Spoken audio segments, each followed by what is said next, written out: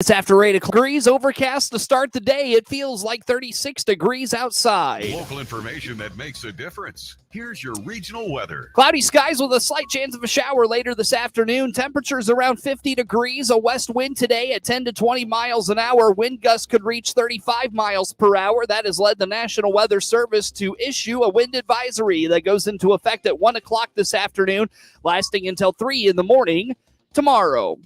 A chance of showers, even a snow tonight. Temperatures in the upper 20s. West-northwest winds at 15 to 20 miles an hour. Tonight, wind gusts could exceed 40 miles per hour.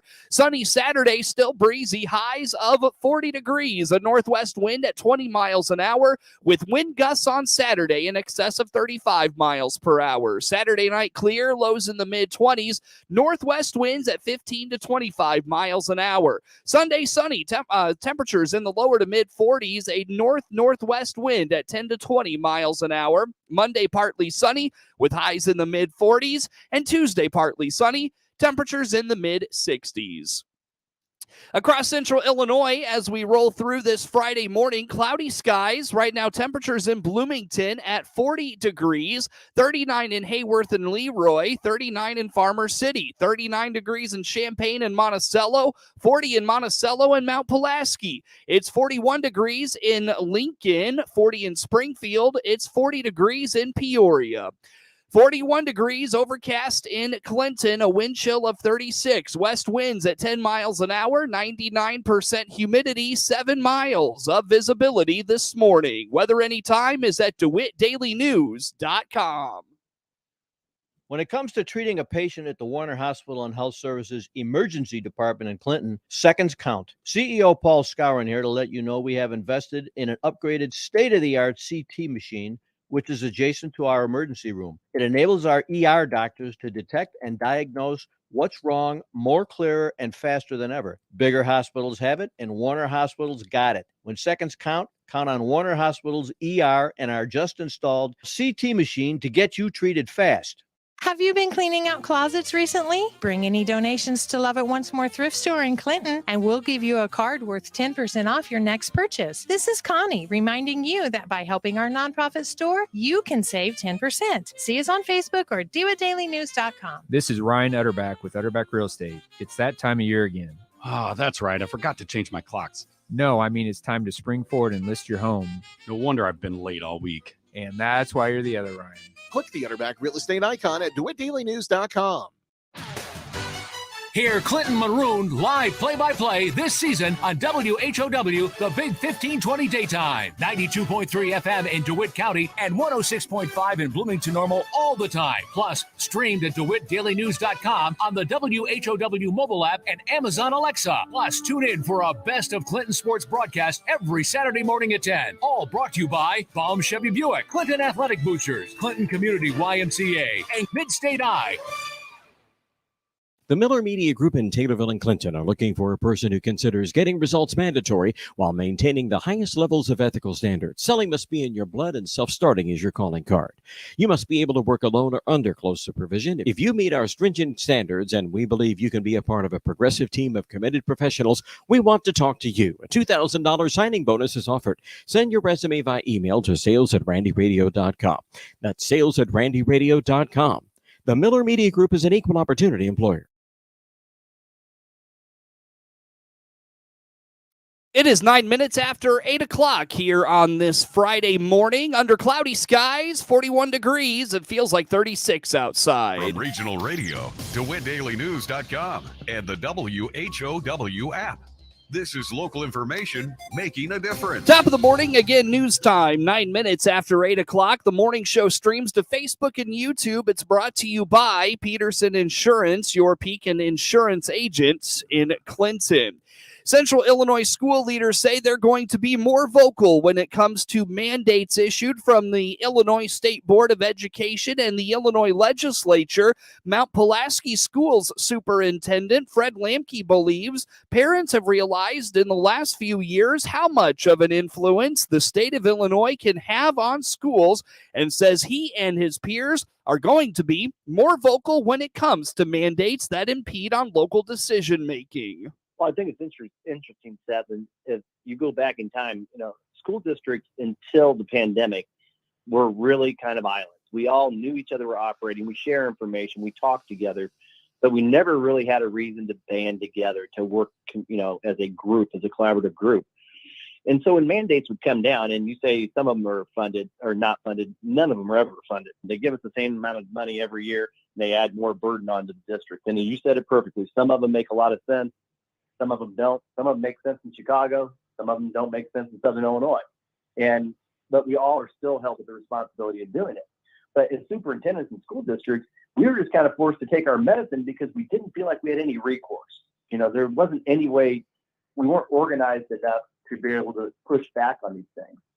But during this, especially with groups of superintendents around the state, had to come together during this to try and stand up for the rights during the mandate of making local decisions for our school districts, where traditionally we did that independently. And now there's big consortiums of superintendents together who I believe are not going to just take a step back and allow things just to get pushed through. They're ready to stand up and say, we don't agree with this. We don't want this. And again, I think it depends how we can stay together and stand together as school districts. But absolutely, I think schools now feel that we have a collective voice in group representation. And I think we've also seen during the pandemic that when we have group representation, our voice gets larger, politicians listen.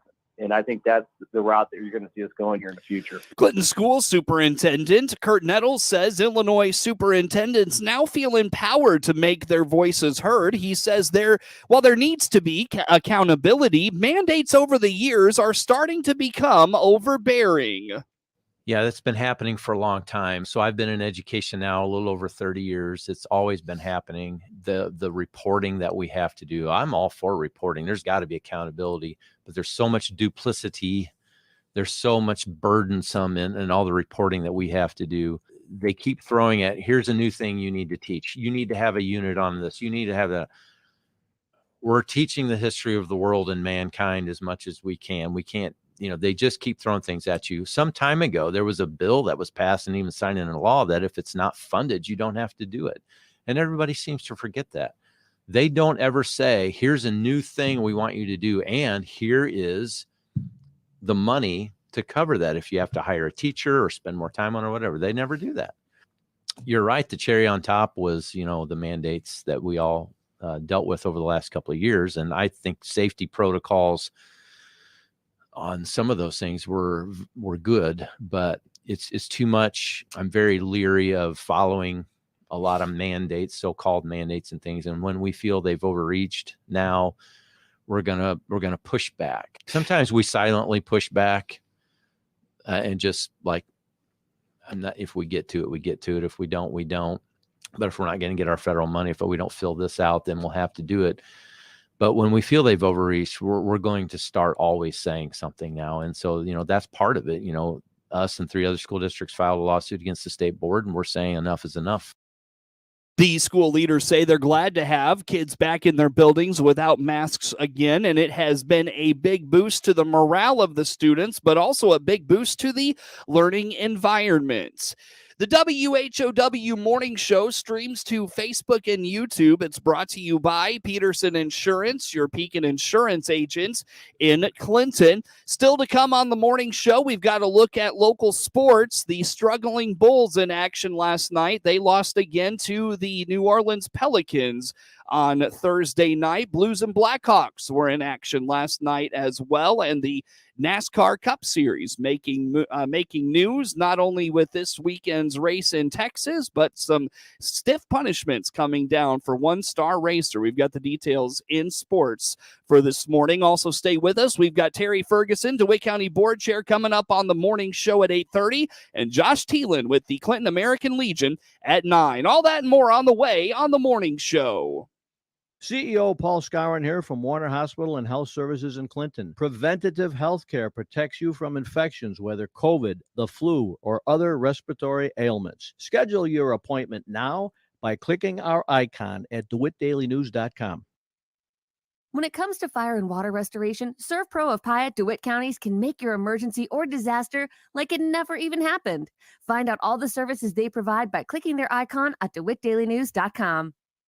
Airlines have just reduced their prices even more. Book 30 days in advance and save big. Want the absolute lowest prices on your airline tickets? Then call the Low Cost Airlines Travel Hotline right now for prices so low we can't publish them anywhere. The only way to access our low rates and save up to 70% is to call. Save hundreds on your vacation tickets by calling right now. You can fly anywhere in the world and pay discount prices on your airline tickets. Book a flight today to London, Paris, Madrid, or anywhere else you want to go and pay a lot less guaranteed. Call the International Travel Department right now at Low Cost Airlines. 858-988-7667. 858-988-7667. 858-988-7667. That's 858-988-7667.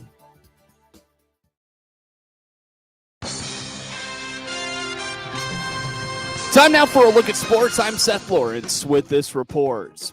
Devontae Graham hit 5 3-pointers on his way to a season-high 30 points. C.J. McCollum scored 25, and the New Orleans Pelicans beat the struggling Bulls 126-109 Thursday night.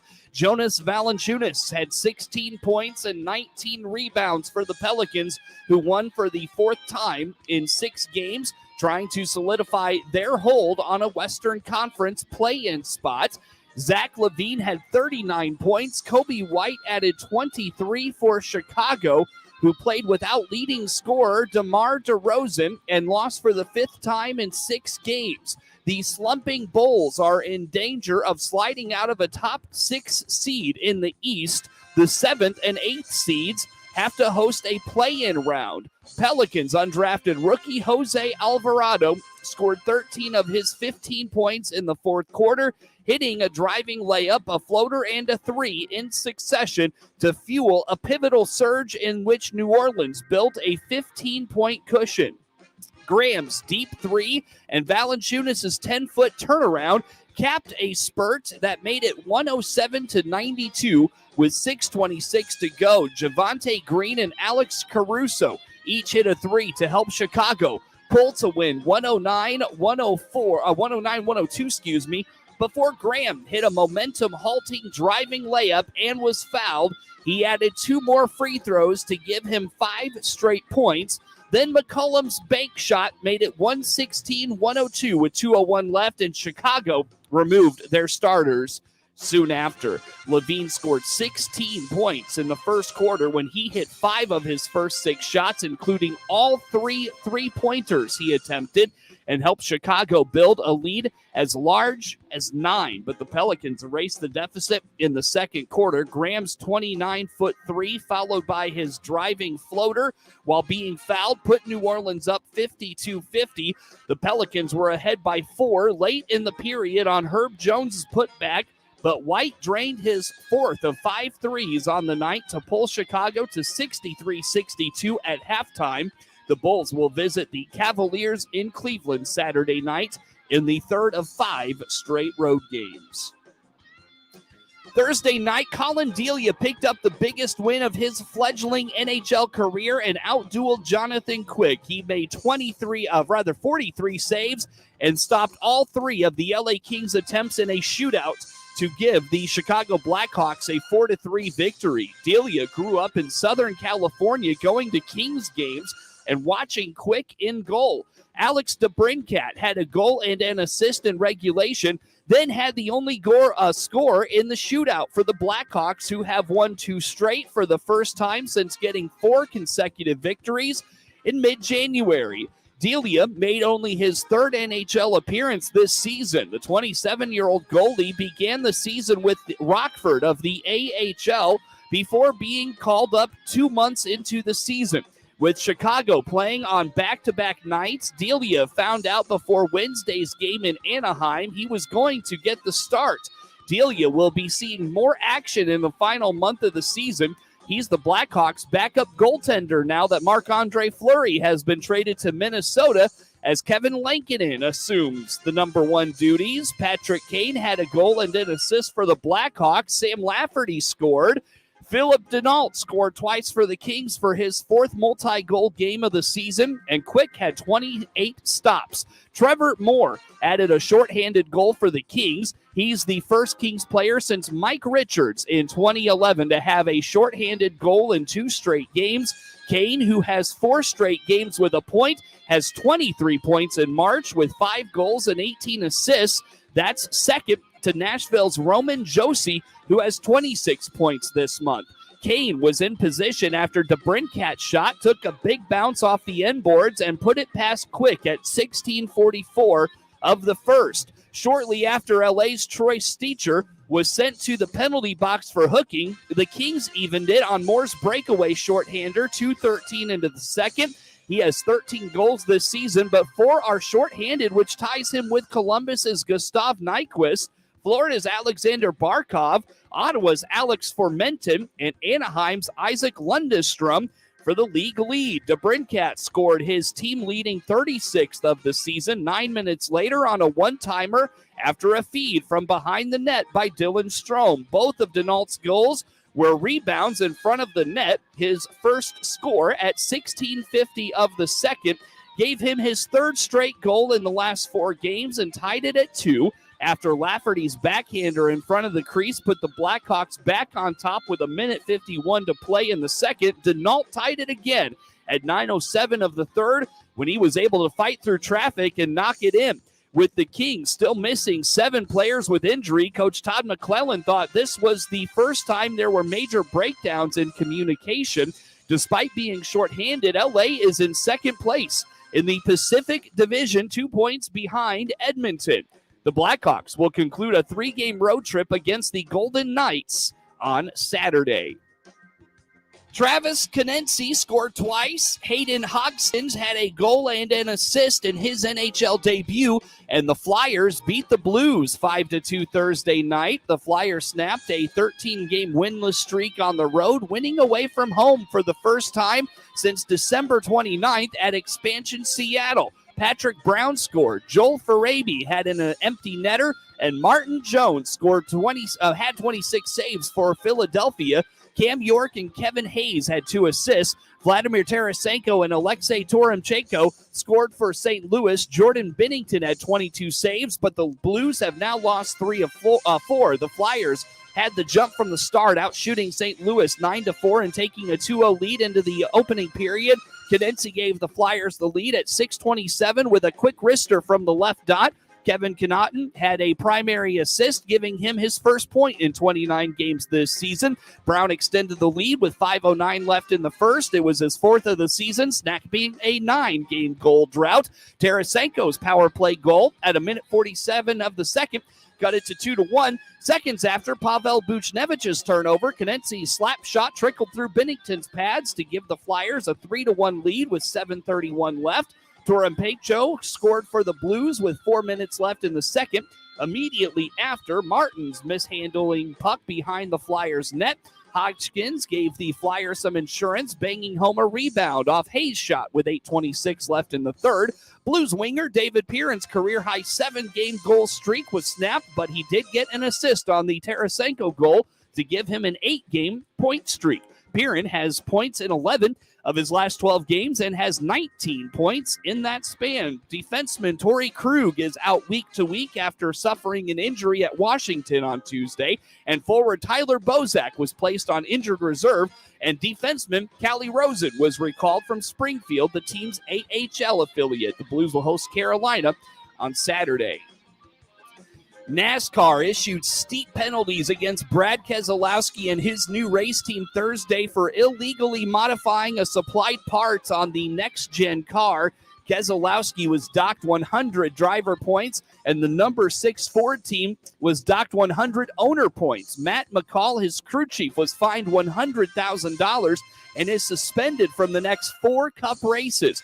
The penalty plunged the 2012 NASCAR champ from 16th in the current standings to 35th, behind every other full-time driver in the field. Keselowski is in his first season as a driver and part owner of RFK Racing. Additionally, should Keselowski qualify for NASCAR's playoffs, he'll be docked 10 points at the reset of the first round. The infraction was discovered in a tear-down technical inspection of the number 6 Ford at NASCAR's Research and Development Center in Concord this week. The RFK Racing entry was brought to NASCAR headquarters after Saturday's race in Atlanta, where Keselowski was sent to the back of the field at the start for unapproved adjustments. Keselowski ended up finishing 12th at Atlanta.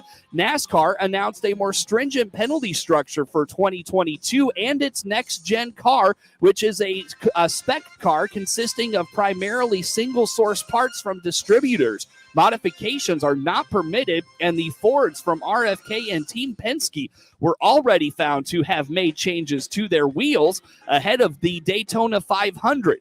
Both organizations escaped penalties for the first offense. NASCAR's new penalty system is 3-tiered and designed to deter teams from altering its new race car. Keselowski received an L2 level penalty, which allows for points deductions and up to 120 points and fines of $250,000.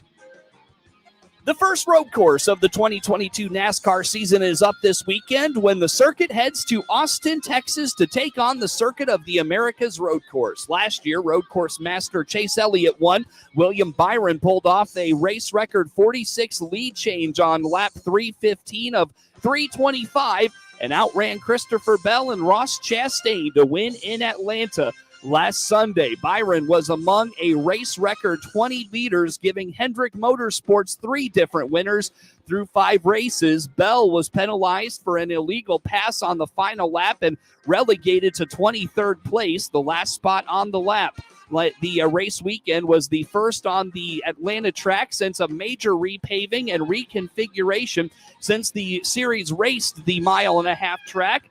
Last July, Chastain's finish came despite a crash that put him 2 laps down. Kyle Busch also rallied after a crash to finish third. The 68-lap, 231.88-mile race is Sunday at 2:30. Practice is at 9 on Saturday, and qualifying is at 10. The Xfinity Series Pit Boss 250 runs Saturday in Austin at 3:30. Pole sitter Kyle Busch won last year. Ty Gibbs raced past Ryan Sieg on the final lap of a second overtime and beat Austin Hill by 0.178 seconds to win at Atlanta last weekend.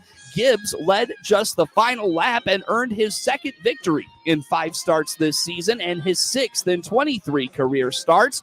The race included a race record 10 caution flags that slowed the pace for 56 laps. A.J. Allmendinger ran third, followed by Riley Herbst and Landon Castle. Noah Gragson's streak of 4 consecutive top 3 finishes and Justin Allgaier's streak of 16 consecutive top 10 finishes ended.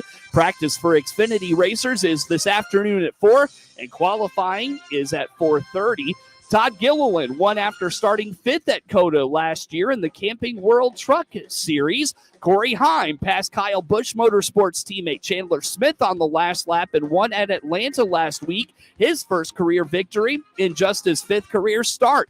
Ben Rhodes rallied to finish second, followed by Ty Majeski and Smith at Atlanta. Smith is the points leader by 13 over Tanner Gray. Gray in third place, Majeski are the only drivers with 3 top 10 finishes in as many races. The 42-lap, 143.22-mile race runs at noon Saturday, with practice this afternoon at 2 and qualifying at 2:30. Get the latest in sports anytime at DeWittDailyNews.com.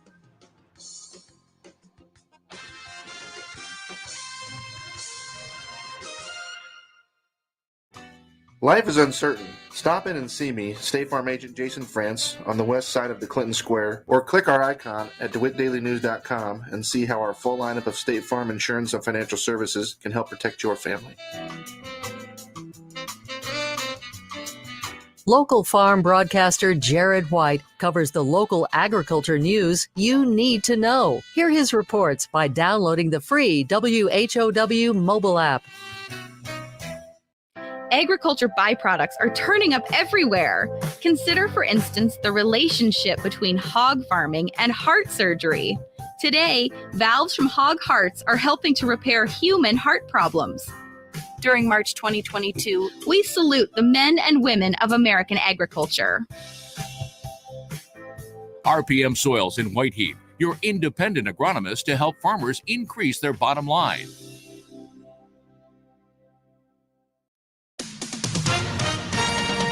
With SRN News, I'm Rich Thomason in Washington. Give us 1,000 missiles a day. That's what the hard-pressed Ukrainians are asking of the U.S. as they continue battling the Russian invaders, forcing Putin's troops into defensive positions in some areas. Last week's Russian airstrikes on a theater that was being used as a civilian bomb shelter in Mariupol took a devastating toll. 300 people killed, according to Ukrainian government officials. The U.S. and the European Union have come up with a deal to supply the Europeans with American liquefied natural gas, cutting Europe's dependence on Russian energy supplies.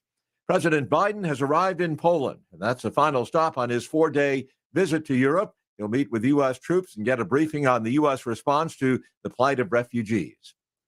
More details at srnnews.com. From regional radio, DeWittDailyNews.com, and the WHOW app. This is local information making a difference. A bill that passed Thursday in Springfield is being criticized by Illinois Republicans, not only because it will be a tax increase on Illinois employers and workers, but because it was preventable. State Senator Chapin Rose on the WHOW Morning Show Thursday explained to regional radio the Illinois Unemployment Trust Fund has had a deficit for almost 2 years now, and instead of using federal dollars that will have to get paid back to shore up that fund, Illinois Democrats used it to create new spending. According to Senator Rose, Illinois Democrats ignoring the shortfall unemployment will be sticking employers and employees with the largest tax increase the sector has ever seen. You have a debt. The state of Illinois owes the federal government $5.5 billion. And instead of it using the windfalls that we have to pay off that debt, they're going to stick employers and employees with the largest tax increase in history on this sector, on the U of I Trust Fund, because the 2.7 they're putting in is less than half of what's actually owed. Starting, next year, when employers get their tax computation for unemployment insurance, it's going to be higher, and it's going to get higher every year for 3 years because the rate phases up and it phases down to cover this deficit. Mm-hmm. The other thing is the employees are also going to lose benefits because Democrats, who had $16 billion windfall to spend, chose to spend it on other things. You could potentially have, employers' taxes could go up exorbitantly, which will end up putting even more people out of work. Initially, the bill was not going to have support from most Illinois Democrats, so things have been sweetened in the bill to make it palatable for those Democrats to support. So this is where you have some people who are like, yay, look at us, we're giving, we're going to make sure employers get half of the money. Okay. So some of them are saying, well, this is as good as we can do for employers and workers. So some of them are saying that, but really what's happened is they're taking the bill to do this, and it's going to allocate $2.7 billion to the trust fund. And then to get the votes, because most Democrats yesterday refused to vote for it because they knew it wasn't good enough. For Senator Rose, the issue he has with this was a problem 2 years ago, and Republicans in Springfield warned it was going on. And instead of dealing with it, he says Illinois Democrats willfully ignored it. Get the latest in news anytime at DeWittDailyNews.com. Local information that makes a difference. Here's your regional weather. More rain on this Thursday, between a tenth and a quarter of an inch. Temperatures in the mid-40s tonight. A slight chance of early showers, otherwise cloudy. Temperatures in the upper 30s. Breezy and cloudy with a 40% chance of early rain on Friday. Temperatures around 50 degrees. And for Saturday, sunny. Temperatures in the lower to mid 40s. Weather anytime is at DeWittDailyNews.com. Your own home without the maintenance. If you're 55 or better, a beautiful Liberty Village villa could be yours. This is Erin, and I invite you to come take a tour of our move-in ready villa. Click the Liberty Village icon at DeWittDailyNews.com. Simply the finest. DeWittDailyNews.com is the area's leading local news source 24 hours a day, 7 days a week. Get the latest local news, obituaries, police blotter, weather forecast, and more with no paywall. Head to DeWittDailyNews.com to get the local information you need to know. The best wool is used for clothing, coats and sweaters, scarves and socks. But do you know what they do with low-grade wool that can't be used for clothing? They use it to clean up hazardous spills because wool will absorb 30 times its own weight in oil. During March 2022, we salute the men and women of American agriculture. This Agriculture Week salute brought to you by Heartland Bank and Trust in Clinton, member FDIC.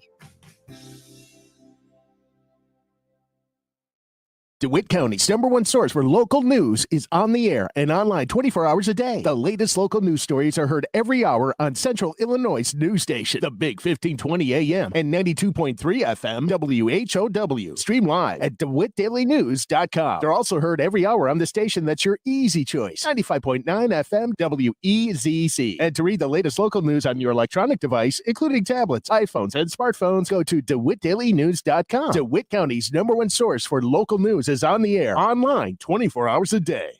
You're listening to a best of segment of the WHOW Morning Show, brought to you by Peterson Insurance, your Pekin Insurance agent in Clinton. Again, this is a best of the WHOW Morning Show. You're listening to the Morning Show on the Big 1520 across Central Illinois. WHOW. Top of the morning. Thanks for being with us. I'm your host today, Seth Lawrence. My guest in studio is Clinton School Superintendent Kurt Nettles. The WHOW Morning Show streams to Facebook and YouTube. It's brought to you by Peterson Insurance, your Pekin Insurance agent in Clinton. Good morning, Mr. Nettles. Good morning. How are you doing? Fine. I Good. keep forgetting I'm on camera. Yeah, you're on Candid Camera. So, or was it Punked? There's like all sorts of goofy shows. I'm more familiar with Candid Camera than what you just said. Punked, and then there's another one. A friend of mine always sends me the clips of it. I can't something I don't even know. Anyways, following up the Tuesday night Board of Education meeting, and I'll tell you what, it was a rather interesting school board meeting. I thought Mr. Scanavino's first name is escaping me. Well, it's hard to remember. It's Joe. Joe, yeah, Joe, and then Scanavino. But he is a character. Yeah, he's Joe, awesome. Joe's a very engaging personality, and the kids are responding to that real well. He's been a terrific find for us.